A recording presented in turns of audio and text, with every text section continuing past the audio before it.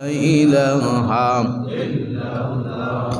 لا إله إلا الله لا إله لا إله إلا الله محمد رسول الله صلى الله عليه وسلم الحمد لله রজব মাসের দ্বিতীয় জুমা আগত। সম্মানিত মুসল্লিয়ান, মুরব্বিয়ান, যুবক ভাইয়েরা, পর্দার আড়ালের সরল অবলা আমার শ্রদ্ধ মা ও বোনেরা, আসসালামু আলাইকুম ওয়া রাহমাতুল্লাহ।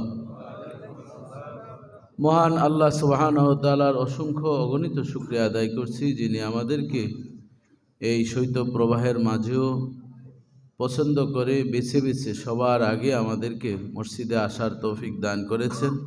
অনেকের মধ্য থেকে আমাদেরকে বেছে বেছে এই কোরআন সুন্নাহর আলোচনা শোনার মতন দিল সৃষ্টি করেছেন। আসুন সেই রব্বুল ইজ্জাতের সবটুকুন শুকরিয়া আদায় করে, জবান খুলে কৃপণতা দূর করে আমরা সকলেই সমস্যার একবার হৃদয়ের গহীন থেকে ভালোবাসা উজাড় করে আসুন সকলে একবার কালেমাতুশ শুকুর বলি আলহামদুলিল্লাহ।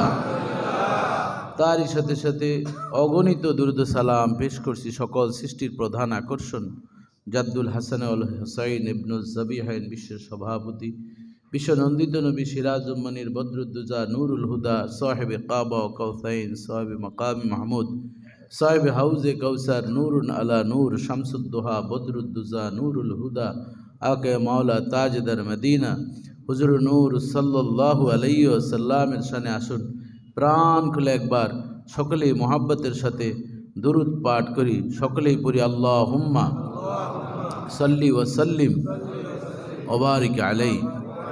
সম্মানিত উপস্থিতি, আজকের জুমার আলোচনার বিষয় নির্ধারণ করা হয়েছে আত-তালিমাতু আল্লাতী ইয়াজিবু ইত্তিবাউহা লিত-তাওয়াজ্জুহি নাহওয়াল আখিরা, অর্থাৎ আখিরাতমুখী হওয়ার জন্য করণীয় কিছু নির্দেশনা।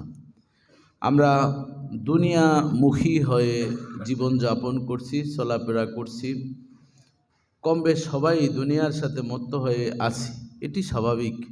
কিন্তু এই দুনিয়ার ব্যস্ততা, এই সগুলিয়াতের মাঝেও পরকালকে আমাদের অগ্রাধিকার দেওয়া এটি আমাদের ইমানি দায়িত্ব, এবং সেটি আমরা কিভাবে দিব এজন্যে আজকের এই আলোচনা।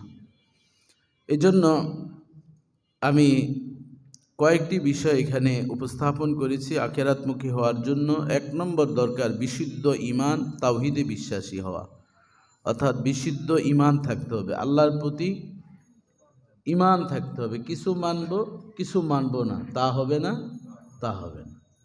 মানে যদি ভালো কিছু হয় তখন আল্লাহকে ধন্যবাদ, আরেকটু যদি খারাপ কিছু হয় তখন আল্লাহর প্রতি কি অসন্তুষ্ট, এটি চলবে না। এজন্য বিশুদ্ধ ঈমান এবং তাওহীদে বিশ্বাসী হওয়া। দ্বিতীয় নম্বর হচ্ছে 5 ওয়াক্ত নামাজ এবং রোজা কায়েম করা, নামাজ কায়েম করা, রোজা রাখা। তৃতীয় নম্বর হচ্ছে কোরআনের সাথে নিজেদেরকে সম্পৃক্ত রাখা। কোরআন তো মরা না জীবন্ত? জীবন্ত। এতে কি কারো সন্দেহ আছে? কোরআন জীবন্ত। কোরআনকে যারা যেভাবে রিসার্চ করেন তারা সেই কোরআন থেকে রুহানিয়াত, ফৌজিয়াত এবং কোরআন থেকে বহু খোরাক পেয়ে থাকেন। এটি আপনি আমি যারা চর্চা করেন, তেলাওয়াত করেন, প্রতিদিন দেখবেন কোরআনের যে রুহানিয়াত আছে, কোরআন যে কথা বলে। ইমাম মালিক রহমতুল্লাহ আলাইহি বলছেন, বান্দা যখন তেলাওয়াত করে তখন আল্লাহ তাআলার সাথে বান্দা কি কথা বলে, আর নামাজে যখন বান্দা তেলাওয়াত করে তখন আল্লাহ তাআলা বান্দার সাথে কথা বলে। ডিফারেন্সটা বুঝছেন তো? আমরা বলি এমনিতেই কথা কোরআন তেলাওয়াতের সমান, আর যখন নামাজে দাঁড়িয়ে আমরা পড়ি তখন আল্লাহ উল্টা আমাদের সাথে কি কথা বলতে থাকে। এটা কেমন? যখন আমরা একটি আয়াত তেলাওয়াত করি আলহামদুলিল্লাহি রাব্বিল আলামিন, রাসূলুল্লাহ সাল্লাল্লাহু আলাইহি ওয়াসাল্লাম বলেন, আল্লাহ তাআলা সরাসরি বলছেন যে হাম্মাদানি আব্দি, ফেরেশতাদেরকে ডেকে ডেকে বলে যে এই যে দেখো এই বান্দারা আমার কি করতেছে, গুণগান করতেছে, আমাকে দেখে নাই, তোমরা তো আমাকে দেখো। আমরা যেমন ফেরেশতাদেরকে এখন দেখি না, আবার দেখবেন জান্নাতে গেলে ফেরেশতাদেরকে আপনি দেখবেন। এখন আমরা জিনদেরকে দেখি না, জিন আমাদেরকে কি দেখে। এই সব কিছু উল্টিয়ে যাবে। এটা না দেখার কি কারণ? এগুলো অনেক হেকমত রয়েছে। তো যাই হোক, কোরআনের সাথে সম্পৃক্ত রাখা। 4 নম্বর হচ্ছে নিয়মিত তওবা ইস্তিগফার পাঠ করা। 5ম নম্বর হালাল উপার্জন করা। মানে আমি অনেকগুলো থেকে রিসার্চ করে 10টা বিষয় নির্ণয় করেছি। 6 নম্বর হচ্ছে আল্লাহর ভয়, তাকওয়া, ফরেজগারিতা অন্তরের ভিতরে সদা সর্বদাই কি থাকা। এরপর 7 নম্বর হচ্ছে নেক সঙ্গী গ্রহণ করা, ভালো বন্ধু। এখানে কিন্তু আমরা অনেকেই ফেল মারি, যে বন্ধুর আসহবত মোতাসসির রাসূলুল্লাহ বলছেন বন্ধুর সোহবতটা কিন্তু সাংঘাতিক জিনিস। দুনিয়াবি বন্ধু যত বেশি পাবেন আপনি ততই কি দুনিয়াবি হবেন। এগুলি নিয়ে আমরা কথা বলবো। 8 নম্বর হচ্ছে মৃত্যুর কথা সবসময় হাঁটা চলা বসায় সবসময় কি করা? স্মরণ করা। সর্বশেষ আমার কিন্তু মরণ হবে। 9 নম্বর হচ্ছে নেক আমলের প্রতি আগ্রহ থাকা। মানে সবসময় কি হাঁটতেছি, রাস্তায় একটা কলার শুকলা পড়ে আছে, এটা কি করে দেওয়া? সরিয়ে দেওয়া। এমাতাতুল আযা আনিত তরিক, কষ্টদায়ক একটা লোহা পড়ে আছে, যেমন এটা আমার একটা নিত্যদিনের একটা সঙ্গী।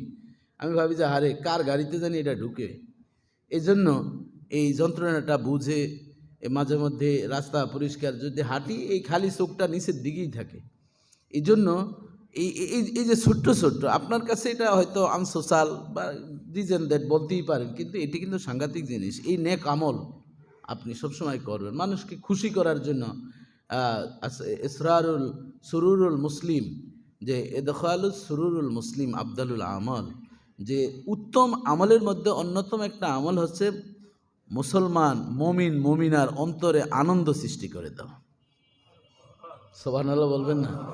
এখন বলবেন হুজুর তাইলে মিথ্যা কথা বলে না, আপনি একটা মানুষকে প্রশংসা করে আপনি দেখলেন যে আলহামদুলিল্লাহ ভাই আপনাকে দেখতে খুব ভালো লাগতেছে, ভালো লাগতেছে বললে কে না খুশি হয়? মানে একেবারে কঠিন শত্রু হলো সে একটু হইলেও মুখে একটু হাসির ভাব আছে, হ্যাঁ, একটু হইলেও কি খুশি হয়। বিভিন্নভাবে এই ধরনের করা যায়। তারপর 10 নম্বরে হচ্ছে আখিরাতের জন্য সদা সর্বদাই দোয়া করা। আখিরাতের জন্য, আখিরাতের কল্যাণের জন্য দোয়া করা। সেই দোয়া আমরা ইনশাল্লাহ বলবো। তাহলে পরকালমুখী হওয়ার জন্য, আখিরাতমুখী হওয়ার জন্য করণীয় আমল কয়টা? আরো জোরে বলেন কয়টা? 10টা। এবার আমরা বিস্তারিত। তো বিশুদ্ধ ঈমান ও তাওহীদ এ সম্পর্কে সূরা মুহাম্মদের 19 নম্বর আয়াতে আল্লাহ তাআলা বলেন ফাআলাম আন্নাহু লা ইলাহা ইল্লাল্লাহ। আল্লাহ তাআলা দেখেন এখানে একটা মিরাক্কেলি বিষয়, যে আল্লাহ তাআলা বলছেন ফাআলাম, অতঃপর তুমি জানো। জানো বলছেন কি? লা ইলাহা ইল্লাল্লাহ, আল্লাহ ব্যতীত কোনো মাবুদ নাই। তাহলে আমাদেরকে আগে এলেম অর্জন করার কথা কি বলছেন। এই জন্য ইমাম আবু আবদুল্লাহ মুহাম্মদ ইবনে ইসমাইল আল বুখারী, উনি কিতাবুল ইলমের একটা অধ্যায় রয়েছে বুখারী শরীফের, সেখানে উনি একটা অধ্যায় লেখছেন বাবুল ইলমে কাবলাল কাওলি ওয়াল আমাল, যে কথা বলার আগে এলেম অর্জন করা এটা কি জরুরি। যেমন আমি এই যে আজকের আলোচনাটা আমি গতকালের আগের দিন থেকে যখন এই মাহফিলের ফাঁকে ফাঁকে সুযোগ পেয়েছি, মাদ্রাসার কাজ করেছি, কালকে মাদ্রাসার দাপ্তরিক কাজ করছি 1টা 5 পর্যন্ত, এরপরে জোহরের নামাজ পড়ছি, তারপরে আমি এটা প্রায় 2 থেকে 2.5 ঘন্টা কাজ করে এরপরে আমি মাদ্রাসা থেকে মাহফিলে রওনা দিছি। তো এই যে তখন আমার এত ঘুমে ধরেছে আর পারতেছি না। এই যে কিসের জন্য? আল্লাহ বলছেন ফাআলাম, আগে কি তুমি জানো।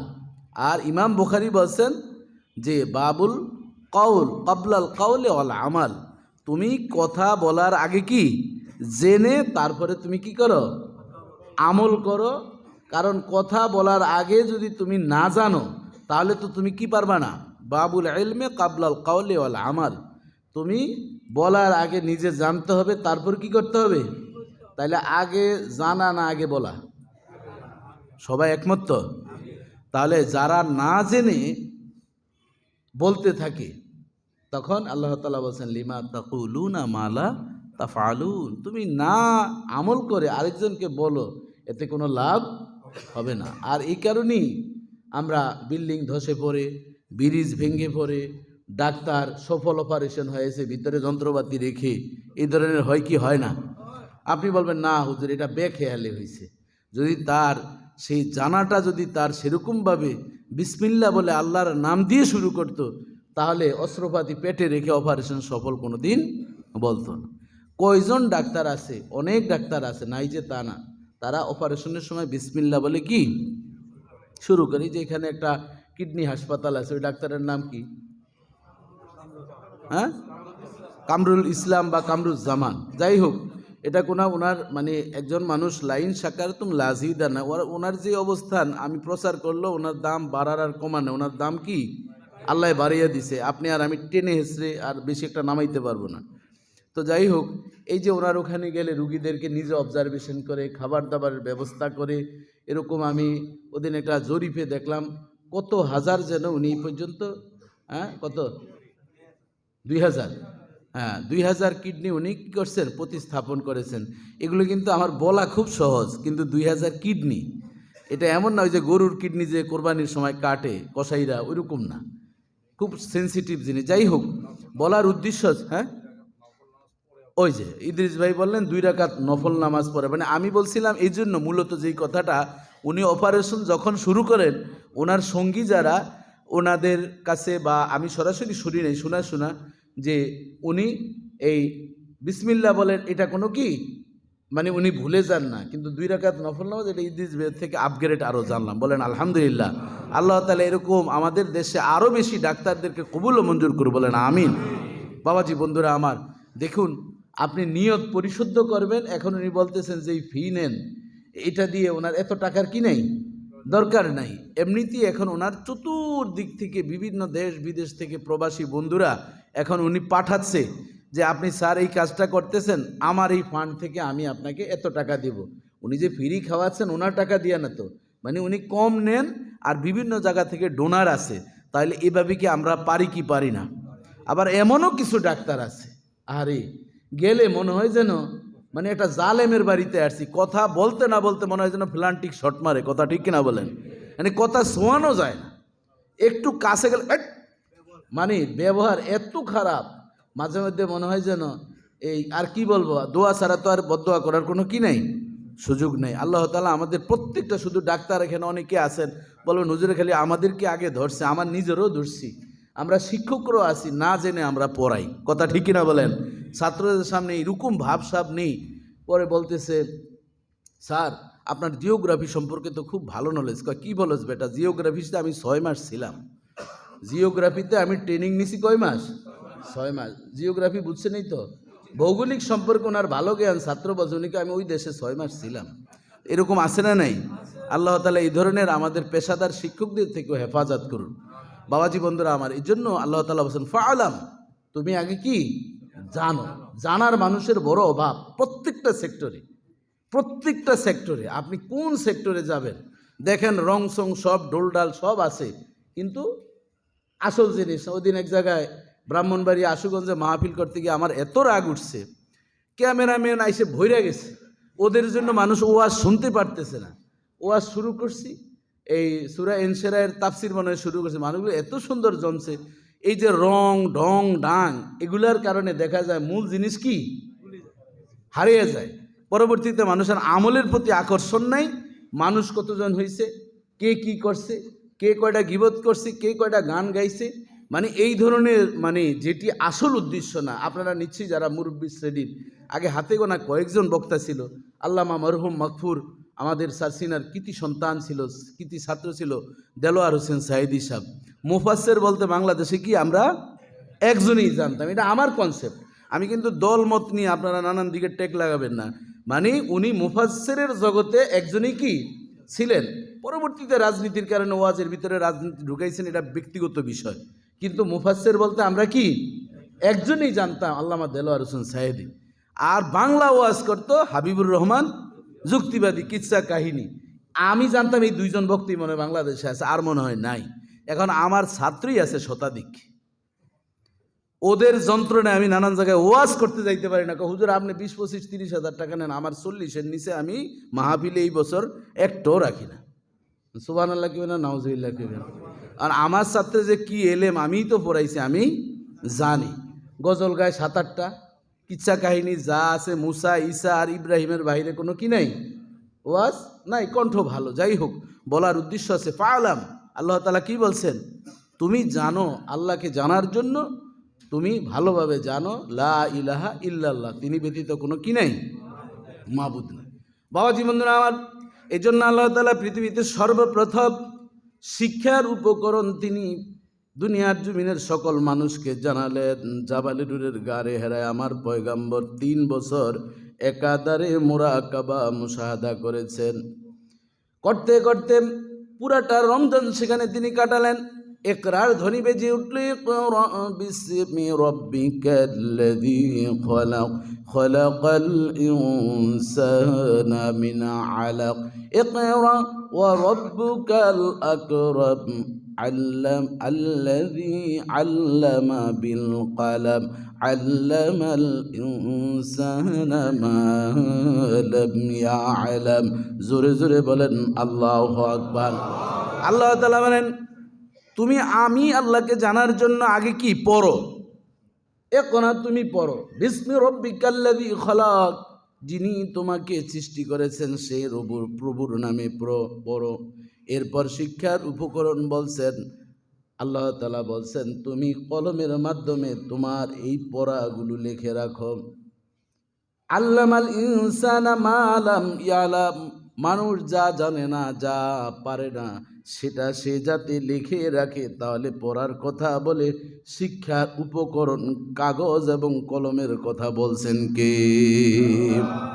এজন্য তাহলে আগে পড়তে হবে, তারপর লিখতে হবে। লেখার জন্য কাগজ, শিক্ষার উপকরণ কয়টা? 2টা, কাগজ এবং কলম।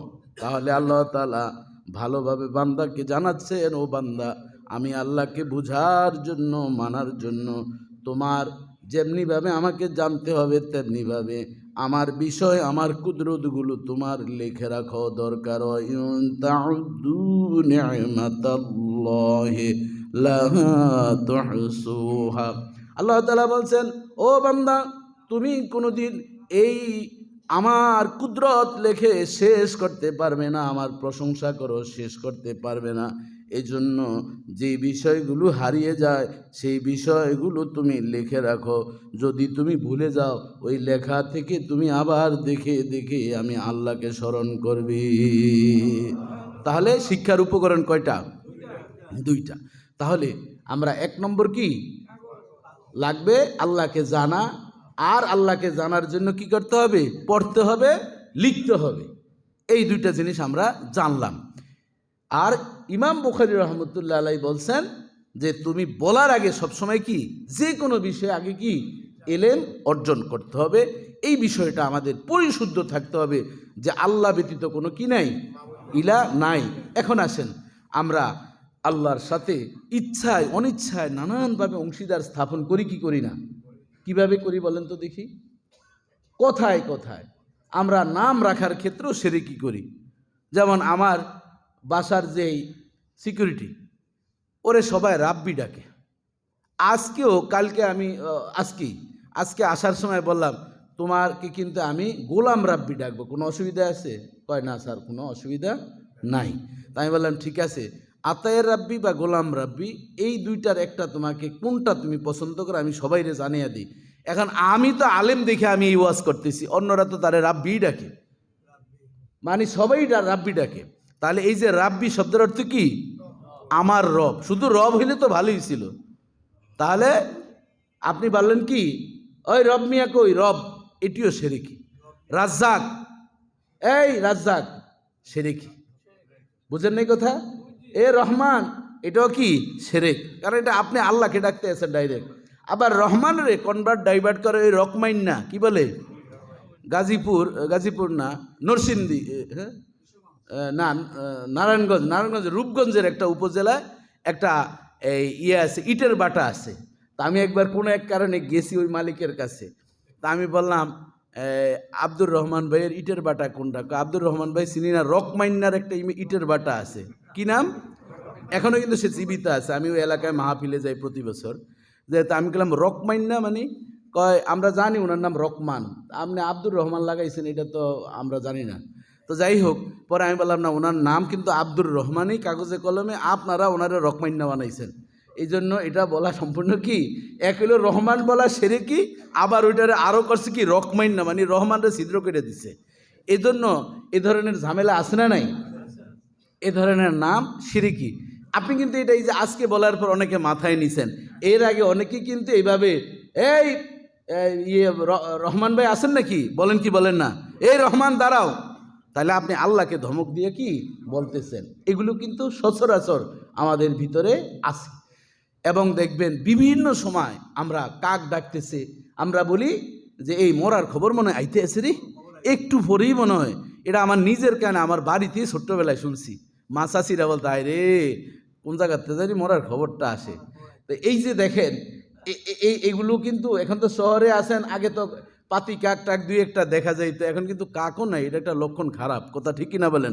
প্রকৃতি থেকে পশু পাখি যাওয়া এটা খুব খারাপ একটা লক্ষণ। যাই হোক, তো আমরা হয়তো তাদেরকে ঠিক মতন সেবা করতে পারিনি, এই জন্য ওরা আমাদেরকে ছেড়ে দিন দিন চলে যাচ্ছে, আর পশুত্ব মনোভাবগুলো আমাদের ভিতরে ঢুকছে, কথা ঠিক কিনা বলেন? পশুরা যখন চলে যায় তারা পশুত্ব ভাব নিয়ে মানুষদেরকে পশুগুলোর ভাব সব দিয়ে যায়। তো যাই হোক, তো ওই যে এখন এই কাক ডাকতেছে মানুষ মারা যাবে, তাহলে এই মৃত্যু জীবিত রাখা এটার দায়িত্ব কার? কার হাতে? তাই যে আমরা বলি কি বলি না। আবার দেখেন গ্রামের বাড়িতে শনিবারে বাঁশ কাটে না, বাঁশ কাটলে এটা অলক্ষী। আবার দেখেন ধান ছিটায়, এই ধান ছিটালে কি হয়, লক্ষ্মী বউ নতুন আসলে কি ধান ছিটায়। এখন ওই বছরেই কোনো কারণে পোকামাকড় হয়ে ধান হয় না, একটা বাজে একটা আটকুরা মহিলা বাড়িতে আনছি, ও আসার পরে বাড়িটা ধ্বংস হয়ে গেছে। তাহলে এই ধ্বংস করার মালিক কে? কি আপনাদের এইদিকে গ্রামগঞ্জে হয় না এগুলা? এখানে শহরের কয়জন আছেন? সবাই তো ওই গ্রামগঞ্জ থেকে আইসে এখন বেটা হয়েছি আমরা, কিন্তু সবার আসল কি জায়গা আছে, এগুলো কিন্তু এখনো গেল আপনি কি শুনবেন, সব বাদ দেন। আপনার ঘর থেকে আজকে আসছেন, রওনা দিছেন, ভাবি ডাক দিয়া বলতেছে, খালাই ডাক দিয়া বলতেছে, চাচি ডাক দিয়া বলতেছে, এই শুনছো আসার সময়টা না দিলা তো শেষ করে, দরজাটা আটকাইছি আবার শেষ করছে। আজকে আর মানে আমার যাত্রাই কি শেষ, বলি কি বলি না? দোকানদারি শুরু করছেন, হঠাৎ করে একটা লোক মানি ব্যাগ রেখে আসছে, এখন বাকি চাইছে, শেষ দিয়েছেন শেষ। আবুল কালাম ভাইয়ের কাছে আইছে, টাকা দিবে, রেখে আসছে, ভাই বিকাশ টাকা নেই, পিন আমার জানা নেই, দিছেন আজকে আমার শেষকে, আমার গাড়ির কারবারই আজকে শেষ। এরকম হয় কি হয় না? এটা ওনার নামটা মুখস্থ আছে তো এই জন্য বললাম, এতে আপনার স্পন্সার হয়েছে, খারাপ হয় নাই। তো যাই হোক, তো এই ধরনের আমরা কিন্তু অনেকেই এই ধরনের কথাগুলো বলি, এটা কি সম্পূর্ণ কি শিরকি, বুঝতে পারছেন তো? আল্লাহ তাআলা বলেন লা ইলাহা ইল্লাল্লাহ, এই শিরকি ফিল রুবুবিয়াত, শিরকি ফিল উলুহিয়াত, শিরকি ফিল জাত ও সিফাত, এগুলোর অনেক লম্বা আলোচনা। যাই হোক, এই জন্য কথায় কাজে আমরা কখনো শিরকি করব। রাজি আছেন তো ইনশাল্লাহ? আজ থেকে এই যে দেখেন 31 নাইট, আমি ভাবলাম আমাদের দেশনেত্রী আপসীর নেত্রী বেগম খালেদা জিয়ার যে জানাজা হয়েছে এটা ইতিহাসে স্মরণীয়, কথা ঠিক কিনা বলেন? এই আবেগ আপ্লুত হয়ে আমরা সেই, যাই হোক, এই উনি ইন্তেকাল করেছেন, ভাবলাম যে এই দিনটা মনে হয় একটু ফুটকা টুটকা থেকে বাঁচতে পারবো, এই যে রাত্রের অশান্তি থেকে। হায় হায় রে, কি এর মাহফিলের ওয়াজ আর কি করব, মনে হয় যেন গ্রেনেডটা পড়তে আছে, এই গ্যাসে পুইরা। যাই হোক, ফ্যামিলি না সব জায়গাতেই কম বেশ হয়েছে, এই মানে শ্যামলিরে বেশি বলেন আপনারা ধর্মে পড়ে অনেকেই। এখন দেখেন শ্যামলি ছাড়া সব জায়গাতেই, আচ্ছা বলেন তো দেখি, এটা কি ভারত থেকে এসে ফুটাইছে? মানুষের তো ন্যূনতম জ্ঞান যে বাংলাদেশের একজন নেত্রী মাজলুম সারা জীবন ছিলেন, বলছেন আমার দেশের বাইরে কোনো ঠিকানা নাই। সত্যিই তো ওনার ঠিকানা কি আছে? এটা কিন্তু দলমত নেই। আবার বলবেন হুজুরের এই রাজনীতির আলোচনা আমরা শুনতে আসি না। বাবারে একটুক যদি না কোন লাইন সাকার তুমলা আজিদার নাকুম, শুক্রিয়া আদায় করে বলছি, সবই তো গেছে, একটু বলে অন্তত ওনার আত্মায় যাতে মাগফিরাত, আপনি আমি না বললে অসুবিধা নেই। আপনি ভাবেন তো মুফতি আব্দুল মালেক জাতীয় মসজিদের খতিব, ওনার মতন আলেম বাংলাদেশে হাতে গোনা দুই একজন থাকা খুব কঠিন। আলেম জানতা আলেম অনেক আছে, কিন্তু আল্লাহ ভীরু এবং আমলিয়াতের আলেম খুব সংখ্যায় কম। আপনি ভাববেন যে উনি হয়তো কেয়াম করেন না, কেয়াম কি ফরজ ওয়াজিব সুন্নত? এটি কিন্তু বিভিন্ন ধারার ছোট্ট ছোট্ট আমল, কিন্তু উনি একজন মহাক্কিক আমলি আলেম। আপনি ওনার সাথে মিশবেন তখন আপনি বুঝবেন। সারাদিনে হয়তো উনি প্রয়োজন ছাড়া 50টা কথা বলে কিনা। আমি তো 14 সাল থেকে, আমি যখন পিএইচডি করি ঢাকা বিশ্ববিদ্যালয়, তখন থেকে ওনার সম্পর্ক। ওনাকে পেতে আমার 2-3 দিন সময় লাগছে। সারাদিনে 14 সালে উনি ঘন্টায় 1 ঘন্টা কথা বলতেন, 24 ঘন্টায় 1 ঘন্টা কি কথা বলতেন। সেই মানুষটার নাম হয়েছে মুফতি আব্দুল মালেক। মোবাইল রাখেন আরেক জায়গায়, তাও ছোট্ট মোবাইল, এখনও পাবেন না। যাই হোক, বাংলাদেশের কোনো জুতা ওনার পায়ে লাগে না, জুতা অর্ডার দিয়ে বানাইতে হয়। এরকম একটা মানুষ। জানাজার সময় ওনার মাইকটা ধরে রাখছে একজন ডিফেন্সের লোক। তাহলে বলছি এই জন্য, এই মরহুম মাগফুর বেগম খালেদা জিয়া দেশের জন্য যা করেছেন, আল্লাহ তাআলা তাকে, উনি দিয়েছেন আউটপুট আর উনি ইনপুট নিয়েছেন। মুফতি আব্দুল মালেকের মতন জাতীয় মসজিদের খতিব তার জানাজার নামাজ পড়িয়েছেন। কথা ঠিক কিনা বলেন? বাংলাদেশের বড় বড় সেলিব্রিটি যারা, তারাও ওই জানাজা অংশগ্রহণ করেছেন, কফিন হাতে নিয়েছেন। বলছি এই জন্য, যাদেরকে দাওয়াত দিতে গেলেও লক্ষ লক্ষ টাকার প্রয়োজন, তাদের শিডিউল নিতে গেলে 2-4 বছর আগ থেকে ঘুরতে, আর এমনিতেই কি জানা যায় সবাই অংশগ্রহণ করেছেন। এটি হচ্ছে প্রাপ্তি। এ থেকে আমাদের কিছু শিক্ষা অর্জনের আছে না নাই? দলমত নির্বিশেষে ওসমান হাদির জন্য গতকালের মাহফিলও, আমি বুটবাজার মাহফিল ছিল, আমি বলছি ওসমান হাদি আমাদের মোস্ট অফ জুনিয়র। সেই আমাদের না হলেও 8 থেকে 10 জুনিয়র। সেই ওসমান হাদি একই মাদ্রাসায় আমরা পড়েছি। সে দেশের জন্য খেটেছে, মানুষের বাক স্বাধীনতার জন্য তার তাজা রক্তগুলো ঢেলে দিয়েছে। আবাল বিদ্যা বনিতা, হিন্দু মুসলিম খ্রিস্টান, ধর্ম অধর্ম, মুসলিম অমুসলিম, সবার অন্তরের ভিতরে ওসমান হাদি জায়গা করে নিয়েছে। কথা ঠিক কিনা বলেন? তার মৃত্যুর পরে আবার দেশনেত্রী বেগম খালেদা জিয়াকে অনেকে নানানভাবে বুঝেছেন, নানান কটূক্তি তার বিরুদ্ধে করেছেন, কিন্তু সব কটূক্তি ভেস্তে গিয়েছে। তার জানাজার নামাজ তিল ঠাইয়ের জায়গা ছিল না।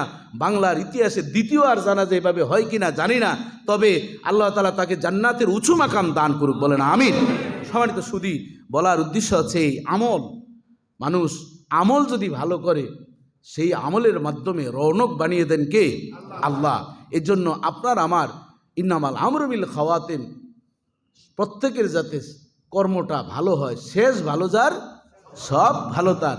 কালকেও আমি মাহফিলে দোয়া মোনাজাত আগে বলছিলাম, প্রত্যেকটা মাহফিলে চেষ্টা করি, ওই যে আপনাদেরকে একটা স্লোগান শিক্ষা দিচ্ছি রাসূল ইসলামের ওই হাদিস, আর দিন ওয়ান নাসিহা, দিন হচ্ছে কল্যাণ কামনা করা, অপরের কি কল্যাণ কামনা করা। কারো উপকার করতে না পারলেও, বলেন তো দেখি মুখস্থ আছে, কারো উপকার করতে না পারলেও ক্ষতি করব না। প্রতিদিন এটি আপনি সকালে বাংলা দোয়াটা পড়বেন। কিছু কিছু বাংলা দোয়া কি কাজে লাগে, সব সময় মনে রাখবেন ইনশাআল্লাহ। বাবাজি বন্ধুরা আমার, এবার আসুন, ঈমান আমাদের লা ইলাহা ইল্লাল্লাহ, আল্লাহ ছাড়া কোনো মাবুদ নাই, এটা আমার কনসেপ্ট হলো। ওই ইব্রাহিম খলিলুল্লাহর মতন তিনি বাইতুল্লাহ নির্মাণ করে বাইতুল্লাহর সামনে তিনি দাঁড়িয়ে বলেন, ইন্নী ওয়াজ্জাহতু ওয়াজহিয়া লিল্লাযী ফাতারাস সামাওয়াতি ওয়াল আরদা হানিফা ওয়া মা আনা মিনাল মুশরিকিন। ইব্রাহিম খলিলুল্লাহ বাইতুল্লাহর সামনে দাঁড়িয়ে বলছেন, আল্লাহ, এই বাইতুল্লাহ আমি আমার সন্তান ইসমাইলকে নিয়ে বানিয়েছি। আসলে কিন্তু আমি বাইতুল্লাহর দিকে তাকাই না। ইন্নী ওয়াজ্জাহতু ওয়াজহিয়া লিল্লাযী, আমি ওই চেহারার দিকে তাকাই, ফাতারাস সামাওয়াতি ওয়াল আরদ, যিনি আসমান জমিনকে সূক্ষ্মভাবে বানিয়েছেন, আসমান জমিনের মাঝে যা কিছু আছে, যা নিপুণভাবে বানিয়েছেন, সেই আল্লাহর কুদরতি চেহারার দিকে আমার চেহারাটা ফিরালাম। ওমা আনা মিনাল মুশরিকিন, ও আল্লাহ, আমি সাক্ষ্য দিচ্ছি আমি কোনো অংশীদার স্থাপন করি না।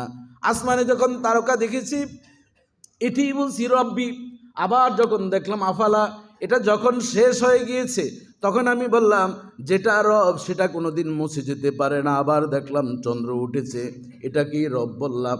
আবার যখন দেখলাম চন্দ্র দেখা যায় না, তখন বুঝলাম যেটা রব সেটা কোনোদিন মিশে যায় না। এর চেয়ে বড় যখন সূর্য উঠল তখন আমি বললাম এটি সবচেয়ে বড় রব। সব আলো দূর করে তার আলোটা ফোকাস হয়েছে। হঠাৎ করে দেখি সূর্যটা অস্ত গেল, সেটা আমি বুঝলাম সেটা রব হতে পারে না। এখন আমি বুঝতে পারলাম রব হচ্ছে তিনি। আল্লাহু আহাদ আল্লাহুস সামাদ লাম ইয়ালিদ ওয়া লাম ইউলাদ ওয়া লাম ইয়াকুল লাহু কুফুওয়ান আহাদ। রব হচ্ছে তিনি, ওই রব আমার পয়গম্বরকে বলছেন যে আপনি রবের পরিচয়টা দিয়ে দেন, তিনি এক, তিনি অমুখাফিকি, তিনি কাউকে জন্ম দেন না, তার থেকে কেউ জন্ম নেয় না, তার সমকক্ষ আসমান জমিনে কোথাও কেউ নাই। তিনি কে? আল্লাহ। সে আল্লাহর কনসেপ্ট যখন হয়ে গেল, একজন আরব বেদুইন এসে নবীজিকে বললেন, ইয়া রাসূলুল্লাহ, আমি তো নতুন মুসলিম, আমাকে আপনি একটু এই আমলের কথা একটু আমাকে বলে দেন। তিনি এসে বলেন, আতা আরবিয়ুন মিসাজান দুল্লানি আলা আমালিন ইজা আমিলতুহু দাখালতুল জান্নাহ। জোরে জোরে বলেন সুবহানাল্লাহ। ওই আরবি ব্যক্তি এসে, বেদুইন ব্যক্তি এসে বললেন, ইয়া রাসূলুল্লাহ, ইয়া হাবিবাল্লাহ, বয়স অনেক হয়েছে, ইসলাম গ্রহণ করেছি শেষ দিকে জীবনের, আমলের গাঠুরিটা বড় ছোট, ওই গাঠুরিটা বড় করার জন্য দুল্লানি আমাকে কিছু আমল শিক্ষা দিয়ে দেন। ইদা আমিলতু দাখালতুল জান্নাহ, যে আমল করলে আমি জান্নাতে যেতে পারবো। ক্বালা তা'বুদুল্লাহ ওয়া লা তুশরিক বিহি শাইয়ান, সাথে সাথে জামানার পয়গম্বর বলেন তুমি আল্লাহর ইবাদত করবে শিরক মুক্ত। দ্বিতীয় নম্বর বলেন অতুকিমুস সালাতাল মাকতুবা, 5 ওয়াক্ত নামাজ তুমি জামাতের সাথে আদায় করবে। অতুয়াদ্দিস যাকাতা মাফরুজা, যদি তোমার উপর যাকাত ফরজ হয় তুমি সেই যাকাতটা আদায় করবে। চতুর্থ নম্বর বললেন তাসুমুর রমাদান, রমজানের 1 মাস সিয়াম সাধনা করবে। এই 4টা বিষয় জানিয়ে দিলেন। 1 নম্বর আল্লাহর ইবাদত করবে অংশীদার ব্যতীত, 2 নম্বর নামাজ আদায় করবে, যাকাত দিবে, রমজানের রোজা। বলছেন কয়টা? 4টা। নবীজি থেমে গেলেন। ক্বালা ওয়াল্লাযী নাফসি বিয়াদি লা আযীদু হাযা সাইয়্যান ওয়ালা আনকুসু মিনহু। ওই আল্লাহর বান্দা মুসলিম বেদুইন ব্যক্তি বললেন, আল্লাহর কসম করে বলছি নবী, এর চেয়ে আমি কোনো আমল বাড়াবো না কমাবো না। অতি বাড়াবাড়ি, অতি সারাসারি আমার নবী পছন্দ করতেন না। যা বলছেন তাই তিনি মেনে নিলেন। এই জন্য আমার নবী দেখেন তার জন্য কি সুন্দর একটা জবাব দিলেন। ফালাম্মা আল্লাহ, এই কথা বলে যখন ওই আল্লাহর বান্দা নবীজির কাছ থেকে বেরিয়ে যাচ্ছেন, ক্বালা নবী সাল্লাল্লাহু আলাইহি সাল্লাম, মান সাররাহু আইয়ানজুরা ইলা রাজুলিন মিন আহলিল জান্নাহ ফালইয়ানজুর হাদা, রাওয়াহুল বুখারী ওয়াল মুসলিম। জোরে জোরে বলেন আল্লাহু আকবার। ওই আল্লাহর বান্দা যখন পয়গম্বরের কাছ থেকে হাঁটি হাঁটি পা পা করে চলে যাচ্ছেন, জামানার পয়গম্বর সাহাবীদেরকে ডাক দেয়া বললেন, ও সাহাবীরা, তোমরা যারা একজন জান্নাতি ব্যক্তিকে দেখে আনন্দিত হতে চাও, ওই ব্যক্তির দিকে তাকাও, তিনি হচ্ছেন আল্লাহর জান্নাতের মেহমান। জান্নাতি মানুষ দেখতে হলে তার দিকে তাকাও। মান সাররাহু আইয়ানজুরা, যে তোমরা জান্নাতি মানুষ দেখতে চাও, দুনিয়ার জমিনে জান্নাতি মানুষ এখনো আছে না নাই? আমলের মাধ্যমে জান্নাতি হয়, জাহান্নামী হয়। তবে আপনি আর আমি জান্নাতের টিকিট বিক্রি করতে পারবো না। আমাকে ভোট দিলেই জান্নাতি, আর না দিলেই জাহান্নামী। আমার দলে আসলে জান্নাতি, আমার দলে না আসলে জাহান্নামী, এই কথা বলার সুযোগ নাই। নবী বলছেন শুধুমাত্র আমলের কারণে বলছেন, যেই ব্যক্তি 5 ওয়াক্ত নামাজ পড়বে, রমজানের রোজা রাখবে, আল্লাহর সাথে শরিক না করে ইবাদত করবে, যাকাত সঠিকভাবে ফরজ হলে দিবে, রব্বুল আলামিন তাকে জান্নাতি হিসাবে কবুল ও মঞ্জুর করে নিবেন। এজন্য বাবাজি বন্ধুরা আমার, আমল কম, তবে সেটা শিরক মুক্ত আমল। এজন্য ইব্রাহিম খলিলুল্লাহ সদা সর্বদাই অল্প অল্প আমল করতেন, খেতেন, মেহমান নিয়ে খেতেন, ইবাদত করতেন, শরিক করতেন না। মূর্তিগুলো ছিল, মূর্তি পূজা বাদ দিয়েছেন। শুধু তাই নয়, ইন্নী সাকিম বলে বাবাকে বলছেন, বাবা আমি অসুস্থ, মূর্তি পূজায় যেতে পারবো না। সাহাবায়ে কেরাম আমল করেছেন। হাবিব ইবনে যায়েদ রাদিয়াল্লাহু তাআলা আনহু, তার ইমানটা কেমন ছিল দেখা যায়।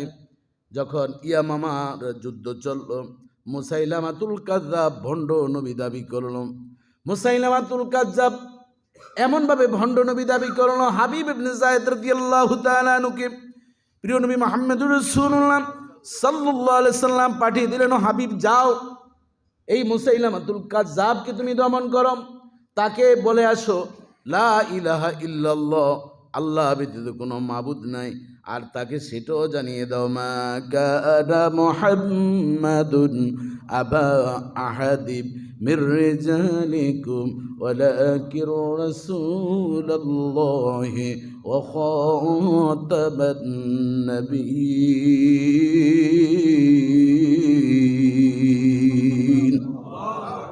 তাকে জানিয়ে দাও আমার পরে আর কোনো নবী পৃথিবীতে আসবে না।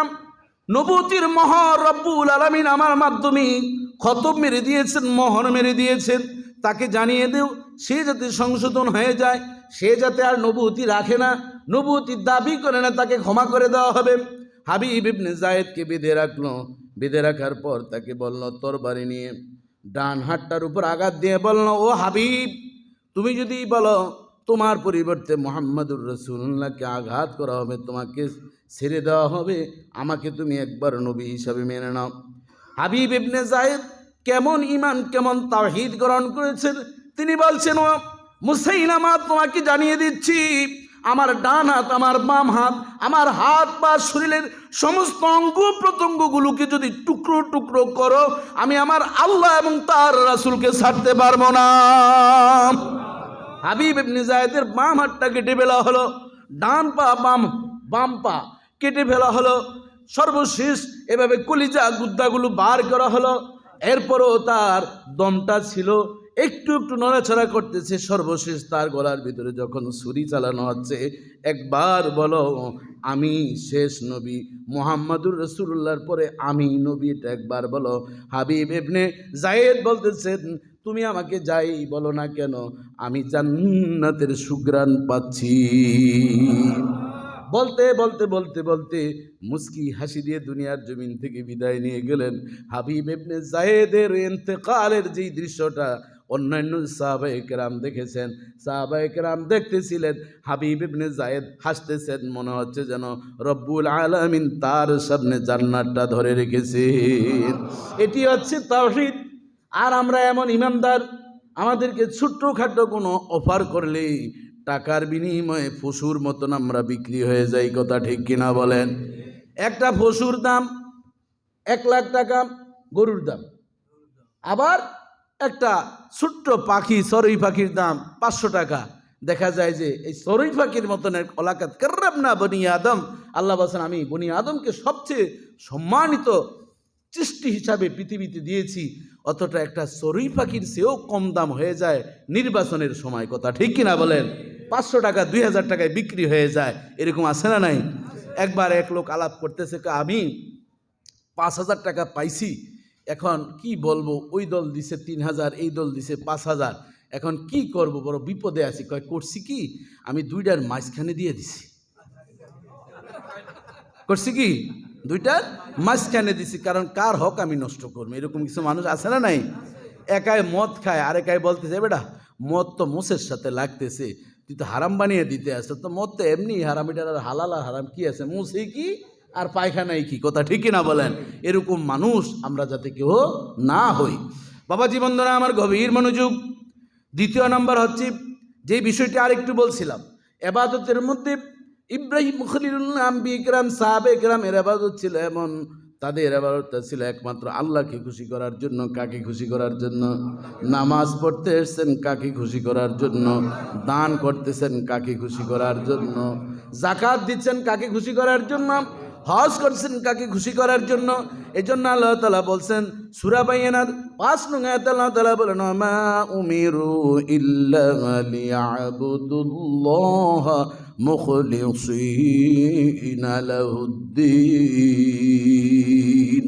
আল্লাহ বলেন আমি তোমাদেরকে আদেশ দিই না ইবাদত করার জন্য, হ্যাঁ যদি তোমরা ইবাদত করো ইখলাস একনিষ্ঠতার সাথে ইবাদত করবে, ওই ইবাদতই একমাত্র আমি আল্লাহ কবুল করে নি। লৌকিক ইবাদত, মানুষকে দেখানোর ইবাদত আমি পছন্দ করি না। অনেক মানুষ আছেন, যেহেতু আমরা ওয়াজ মাহফিলে যাই, দান করেন মোটা অঙ্কের টাকা, কিন্তু বলে হুজুর বিনয়ের সাথে বলছি আমার নামটা কি বলবেন না। আবার